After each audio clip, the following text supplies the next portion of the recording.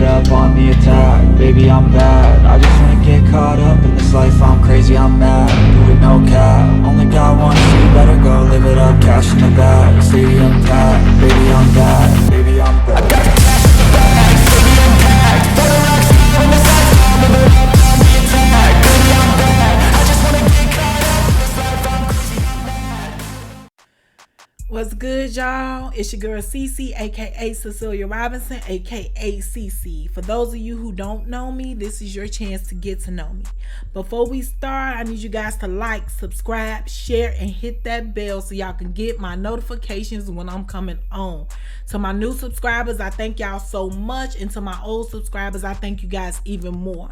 My videos are done in chronological order, so you can always go back and bring yourself up to speed. You know, it's a lot of information back there in them other videos.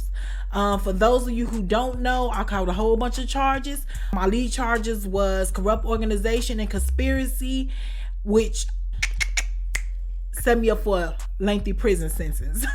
But right now, what I'm talking about is me leaving Owatonna and heading back to Chicago, and how I realized that I really need to turn myself in. Alright, so when I bond out of the Owatonna jail, my family is there to pick me up, and the first thing I want to do is when I get in the car is call my lawyer. I was nervous. I had been in that Steele County jail in Owatonna, Minnesota. I had been there between 7 and 9 days. I can't remember which two, but I had been there longer than what I should have. Mind you, I was already out on double bond. I had my original case. I was out on bond for my original case, and I was out on bond from the Cook County jail. And me bonding out of Steele County was my third bond. So I'm nervous, because you know how you be listening to people talk while you up in jail and people be asking you your case, and I'm so nervous. You know, the bondsman done ran off with my money. I'd have been in the hole and everything. You know, before I had got in the hole, I was talking to one of the chicks. She was like, they might revoke your bond. I ain't never heard of that. I'm new to all this stuff. So when I get on the phone with my lawyer, I'm listening to see if he gonna say, you know, your bond has been revoked. Now, when I get on the phone with him, he pissed off. I had caught 2 more cases on top of the case I already had. So he pissed off. And he tell me, he say, listen, you need to wait by the phone until I call you. He hadn't got word yet if my bond had been revoked or not. So once again, this good old heart of mine was in my coochie. You know, I got it in my head. If they have revoked my bond, I'm heading for the hills. You know what I'm saying? I'm heading for the hills. So just as short shit stink, that next day, I'm at my sister's house in St. Paul, and I get a phone call. It's the lawyer, you know, and he tell me that Pittsburgh, Allegheny County has revoked my bond. Now, Cook County, I'm still good, but Allegheny County has revoked my bond. And so I need to come turn myself in. I'm turning myself in. You know what I'm saying? I ain't even made it back to Chicago to see my kids, to check on my daughter, none of this stuff yet. I only been out of jail a day. Turn myself in. So I was like, okay. You know what I'm saying? Well, when are you gonna turn yourself in? You gotta let me know so I can accompany you in court.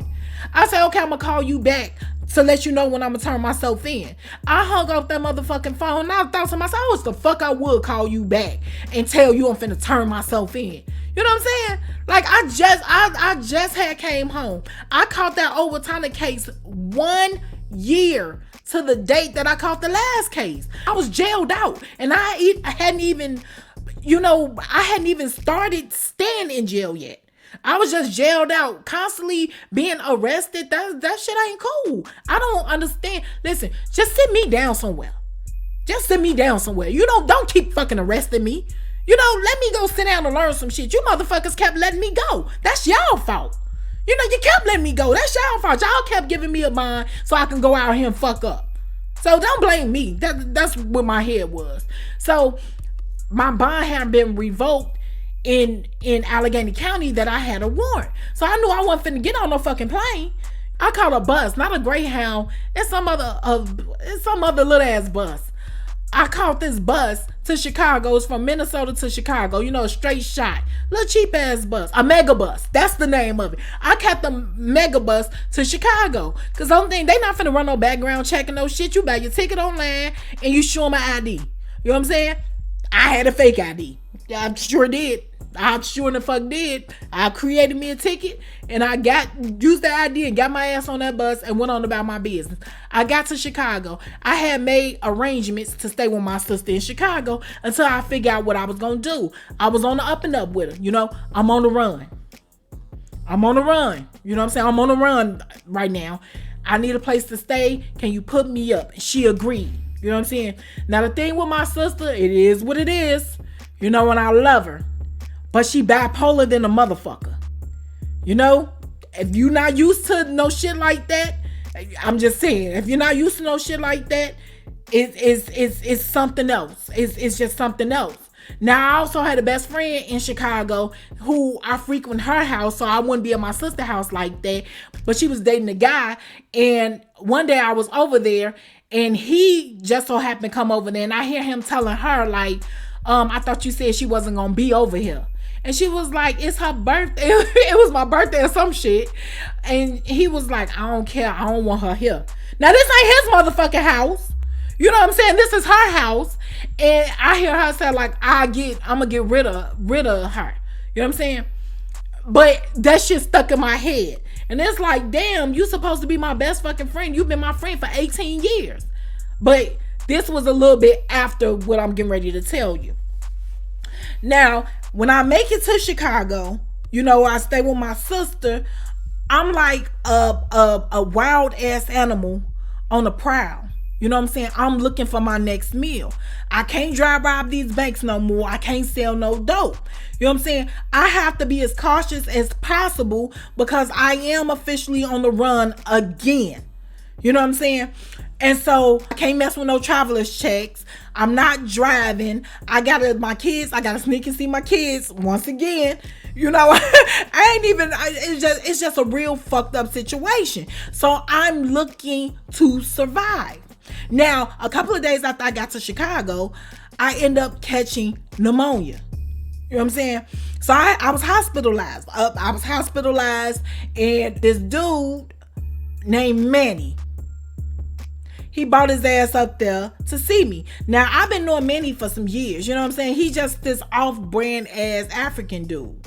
And I'll tell you why I call him off-brand. He's a weasel. When I first met him, he was auditioning for this movie that I was doing.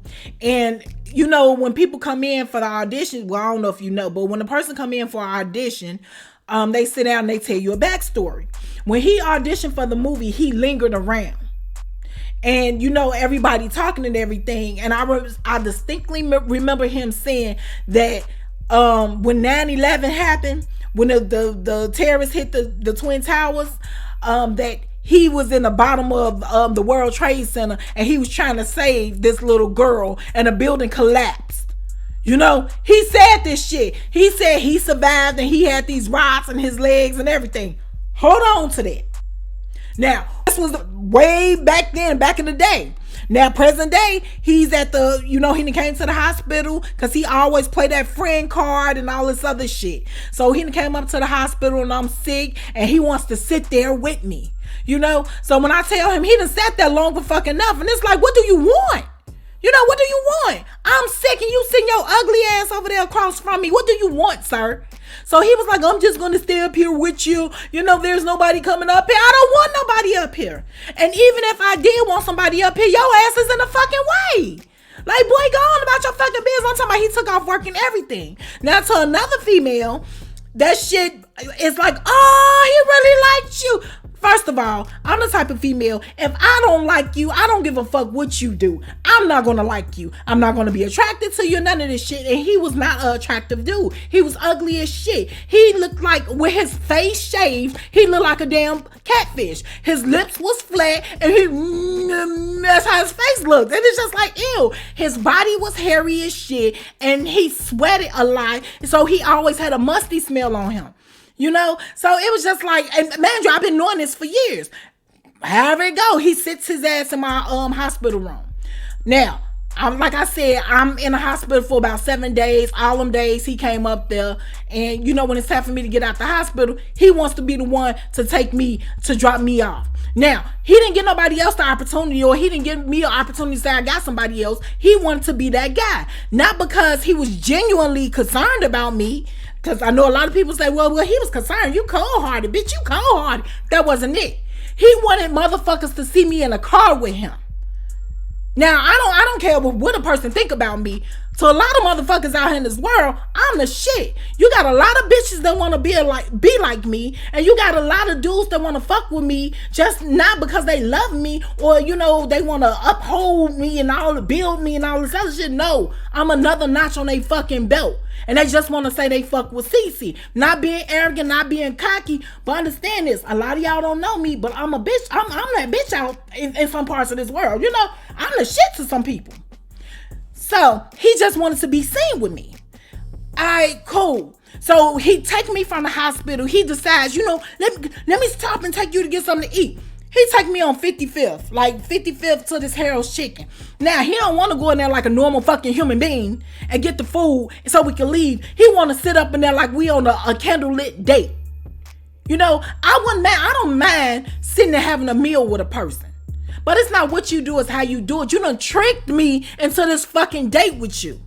You know? So we in this Harold's Chicken. I get some little slight shit. I get like a four wings with a mild sauce, salt, and pepper. He ordered 10 wings.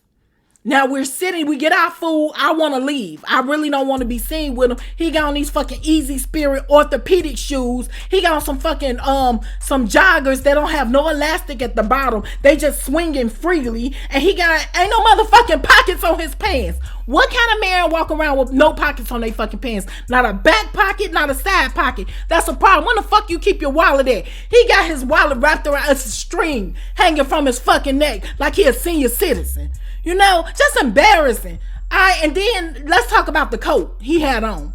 You know what I'm saying? It was like a mixture of wool, suede, and corduroy all together. It was the ugliest shit I ever seen. Like, who made that? Okay, you know, I'm trying not to be mean, but I'm just looking like you're a fucking weirdo. And now, man, I told you, his face is fucking shaved. He got on these thick ass glasses. His mouth look like a catfish. He got on these thick ass penitentiary glasses with like the thickest frame around them, with thick ass lenses, and he bald. You know what I'm saying? He bald. He looked old as shit. But the boy was only in his 20s. You know, he looked old as fuck. He looked old. I was way older than him. He looked old. And he wore a skull cap rolled up. If you didn't know no better, this man was a pedophile. You know what I'm saying? He kind of looked like the booty wrangler. That's what he looked like. It just is what it is. So we get our food. I want to leave. He don't want to leave. He want to sit there and eat. So I'm sitting there. I'm annoyed. You know what I'm saying? I'm annoyed because I really don't want to be there. I just want to get dropped off. He break his food down. I break my food down. I really ain't got no appetite. I'm nibbling on my french fries. And all you hear is... He's demolishing this fucking chicken wings, and every time he take a bite, he so I'm praying to God, like, God, why am I going through this? You know what I'm saying? I consider turning myself in that motherfucking day, just sitting there across from this idiot. Okay, cool. He finished his meal, bones and all. I'm being funny. He ain't eat the bones, but he sucked the motherfuckers dry. We leave. You know what I'm saying? He dropped me off. He got the pleasure of knowing where I was staying there. He dropped me off. Okay, cool. The next fucking day, he just pop up at the house. And call me like, hey, I got some things for you. Come downstairs. When I go downstairs, this man, I was standing on the second floor. I lie to you not. He done got out the car. He's bending over. And he got on these motherfucking pajama pants that's so fucking... short, and they swing, and he got on these fucking the Skechers walk shoes that look like a fucking skateboard up under the bottom, orthopedic ass shoes, and he's bent over in the car. He got on some fucking tidy whities. You can see the shit, and from the back he looked like a mama that was going to the store. You know what I'm saying? And he bent over in that fucking car. I just wanted to kick him square there in his ass so he could fly in the car. He done bought me a whole bunch of toiletries and shit. Once again, I know y'all thinking like, damn, bitch, you're cold-hearted. You're cold-hearted because this dude just trying to look out for you. You already ain't got shit. That wasn't it. He's trying to buy me in. So, look, listen to this. Growing up, it's two type of people in this world. You got people who was raised on love, and you got people who was raised on survival. I'm one of the type of people who were raised on survival. Now, I just told you, when I got back to Chicago, I was like a wild animal and I was honey. I was looking for my next come up. And I was trying to be nice. You know what I'm saying? But he wanted to be a fucking victim. You doing all this shit and I ain't asking you, you're gullible and you're putting yourself in a gullible fucking position. And me, you're food. I'm gonna eat. You know what I'm saying? I'm gonna eat. I need money and I need a car. I need your car. And you stupid enough to give me your keys. And this is what he did. So that day he bought me all those toiletries over there. He sent me a text message. I really been thinking, I really want you to be my girl. Now, if you out in the real world, I'm talking about out in the real world, you will never see me with this dude. We come from two totally different worlds, and I don't look right with him. It's clearly Beauty and the Beast, and it just is what it is. He's an African dude. He look like his mama. Them people didn't like me, and I ain't like their ass neither. On top of that, he had took a picture of me without me fucking knowing. So I'm sitting in the car. He just snapped a side profile picture of me and posted me. Now, when he posted me, he's posting me to let people know he's around me. But he like, I'm with my girl. He's telling people I'm his girl before I even agreed to any of this shit. And now, unbeknownst to me, he got a bitch. You know what I'm saying? He got a bitch that's pregnant. Well, his ex-bitch was pregnant and all this other shit. This bitch done started reaching out to me this same day, reaching out to me on Facebook, talking about, well, man, he has a baby on the way and I don't want you. This bitch done Google me. You know what I'm saying? I don't want you around our child. And I politely told this bitch, fuck you, Manny, and y'all child. You know what I'm saying? Fuck y'all. Like, I don't know you. I don't want him. I want his money. I want his money. And since she sent me that fucking message, it's like, oh, bitch, he's gone. You know what I'm saying? He's gone. All right, cool. Manny, I tell Manny, yeah, I'll be your girl. You know what I'm saying? I'll be your girl. And that shit was costing him dearly. Every day I had my motherfucking hand out. My kids need shit. I need shit. We need stuff. He worked overnights. I took his car in the daytime. From the time he got off work to the time he went to work, I had his car and I was not at the house with him. You know what I'm saying? If he asked me for sex, boy, I'm not fucking you. You know what I'm saying? I already told you your fucking body look like a bear. You had all this hair on you, musty ass. I'm not fucking you. You know what I'm saying? And he kept going for this. Now, if you got a dude who is doing shit for you and you tell him he's doing everything for you, you know what I'm saying? You tell him you're not giving him no pussy, he's gonna leave your ass alone. This motherfucker kept coming back like it was a joke. You know what I'm saying? Every time I said I'm not fucking you, he gave me more money. Like he's gonna convince me. Now, this was the straw that broke the camel back. You know what I'm saying? We had to take his god sister. Now I've been dealing with this shit. I've been dealing with it for about a month or so now. You know what I'm saying? We had to take his god sister to get her a new car. So we go to the car dealership. I'm sitting in the car. We sitting in the car for a while she's up inside the car dealership. So I tell him like, yo, I'm hungry. So it's a pizza restaurant down the street. He's like, okay, I'm gonna go get you something to eat. It's cold outside. It's about 7:00 at night. And I look through he been gone a while. I look through the rearview mirror of the car and I see this dude walking. He got the big ass pizza box, but he's eating. And I could just hear the sound of him eating, but he's not eating like, how you take a bite of the pizza, like, he's like, and it's like, oh, I'm talking about, I was so enraged, like, oh, I can't do this. Like, so when he get back in the car, I tell him, I say, yo, she's taking a long time. Can you go up in there and see how long she gonna be? If she gonna be, a lot longer, can you drop me off? He's telling me like, no, I'm not gonna drop you off. You're with me. I'm telling him I don't want to be with you. You know what I'm saying? Like, I was so disgusted. I was so fucking disgusted. People don't understand me in sounds or me in certain instances or certain things people do. I can't deal with it. Once again, maybe it's something wrong with me. But seeing him eat a fucking slice of pizza in 3 bites, I was over it. You know what I'm saying? I was over it. Not only did he eat that one slice of pizza, he ate the whole fucking pizza by himself. Because me and old girl didn't get any of it. That shit was almost gone by the time he got to the car. It was like 2 or 3 slices left, and he was like, I'll sell you some pizza. No, you keep that, my boy. You keep that. You know, so I'm telling him like, I don't want to be here, you know, just drop me out. So he tell me, you know, you be having an attitude with me. I'm trying to do everything to please you and all this other shit. You don't have to do anything to please me, sweetheart. I'm telling you to go. You know, I was like, I don't love you, but I love you. How the fuck do you love me, boy? You don't know me. You don't know me. He telling me, well, I need to get to know you. You my woman. I'm not your fucking woman. I'm not your woman. You know what I'm saying? I'm not your woman. I've been using you. And I'm telling them I've been using you. You know what I'm saying? I can't hustle with anything. You want to let me in. You want to make me understand. Me and you are two totally different people. You know what I'm saying? You would never understand what I've been going through. You would never understand. I don't care to make you understand neither. You know, I just want you away from me right now. And I'm treating him really, really bad. And I'm not going to sit here and lie to you. I'm not going to pretend like, you know what I'm saying, I was this outstanding person. No, it just is what it is. I used them, and that's the only thing I could fucking do. You know what I'm saying? That was the only thing I could do, but I couldn't do it no more. I just couldn't do it no more. So, he was like, you love me. I was, no the fuck I don't. Who told you this? You know? So we go back and forth for a little bit more, and old girl comes out, he drops me out. So I get a phone call. When I get in the house, I get a phone call from a good friend of mine. So he was like, yeah, Cece, you gonna be at the movie shoot tomorrow? Movie shoot? What movie shoot? You know, Manny hit me up to, you know, to be in a movie. He said you wanted me to be in a movie.